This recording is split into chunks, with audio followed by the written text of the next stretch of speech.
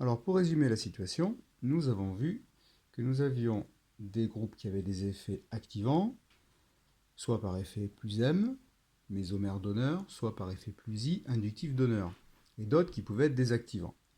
Alors si on doit résumer la situation, donc soit des groupes ont des effets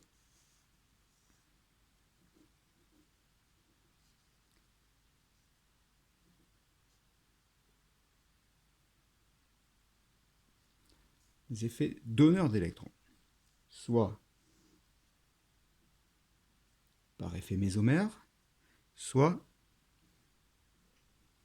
par effet inductif. On a vu que ces groupes-là sont des groupes activants, donc ils proposent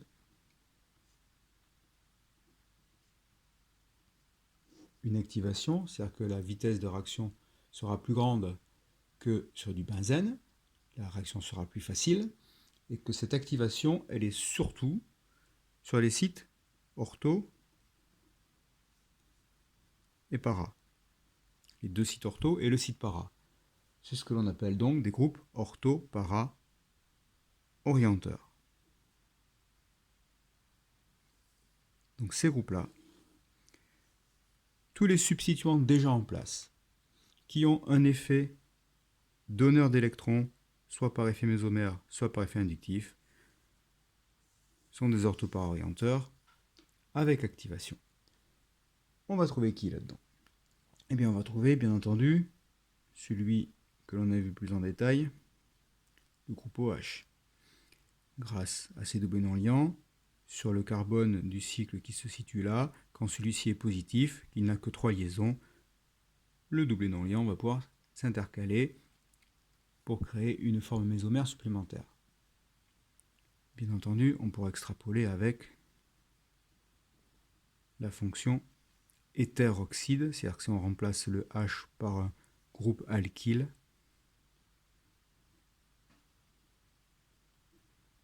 ce groupe-là sera aussi un groupe activant. Tout atome directement lié au cycle benzénique qui possède des doublés non liants pourra faire le même rôle. Bien évidemment, on a ça avec l'azote, dans la fonction amine, qu'elle soit alors primaire, parce que là il y a quand même un carbone du cycle qui est censé être ici, mais que ce soit dans la fonction amine secondaire ou dans la fonction amine tertiaire. Ici le carbone est lié au cycle, à l'azote, et ici l'azote est lié au carbone du cycle. On pourra avoir la même chose, bien évidemment, si on a un halogène. Par exemple, le chlore qui a 3 doublés.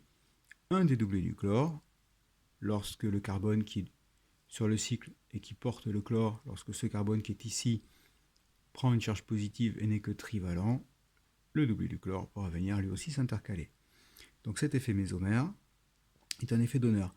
On peut remarquer évidemment que tous les atomes là, oxygène, azote, chlore, ont aussi un effet inductif négatif, celui-là est attracteur d'électrons, mais l'effet inductif, l'effet moins I, va être très inférieur à l'effet plus M qui lui va être dominant. Donc c'est pour ça que l'effet global est l'effet donneur et ces groupes activent principalement en ortho et en para. On a vu aussi grâce à des effets plus I cette fois-ci que le groupe CH3 et par extrapolation n'importe quel groupe alkyle sera aussi un orthopara-orienteur avec un effet d'activation. Pour mettre en face de cet effet-là, eh bien, il y a aussi donc des substituants déjà en place qui ont un effet attracteur.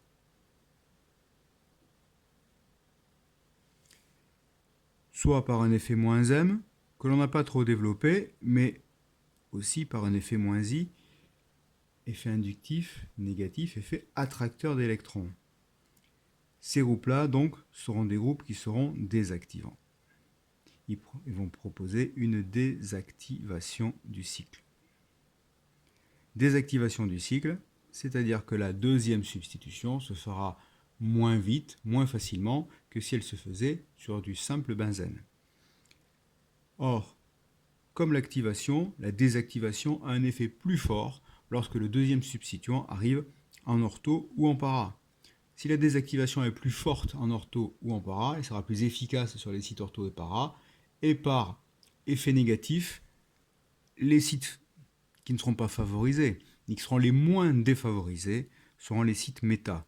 Ces groupes-là seront donc des méta-orienteurs.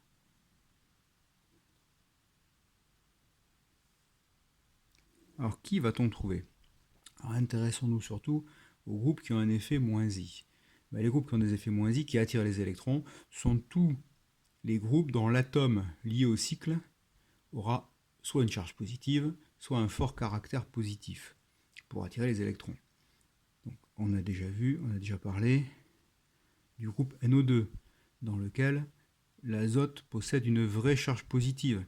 Donc, lorsque le carbone qui est lié à cet azote, carbone du cycle aromatique, lorsque dans l'état intermédiaire il porte une charge positive, deux charges positives côte à côte, ça crée quelque chose d'extrêmement tendu et extrêmement désactivant.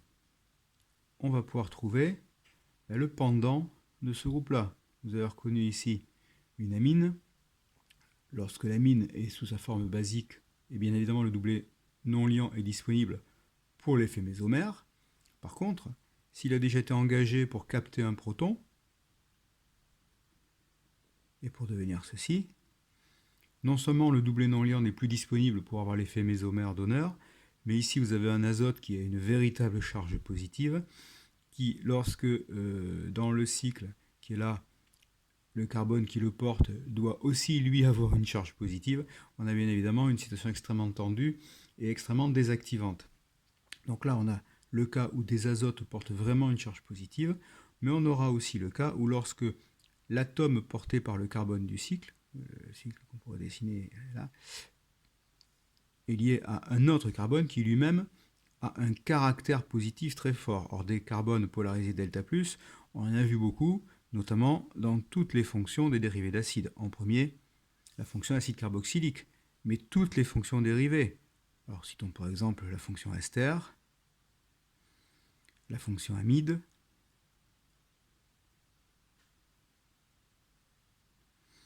la fonction nitrile, toutes les fonctions acides. On aura ça aussi dans le cas des ce qu'on appelle les composés divalents, c'est-à-dire les fonctions du type cétone ou les fonctions du type aldéhyde.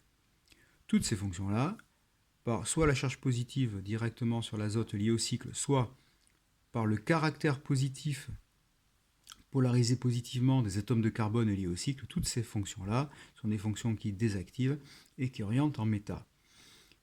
Alors avec plus ou moins d'activation, ces groupes-là par exemple sont très activants, ceux-là sont activants mais un petit peu moins fortement, ça c'est très activant, il y en a d'autres qui le sont un petit peu moins, mais dans tous les cas, on a deux grands groupes, les groupes à effet donneur, les groupes à effet tracteur. Cette classification en deux groupes, en deux types, en deux espèces de substituants, c'est ce que l'on appelle les règles de Holman. À connaître.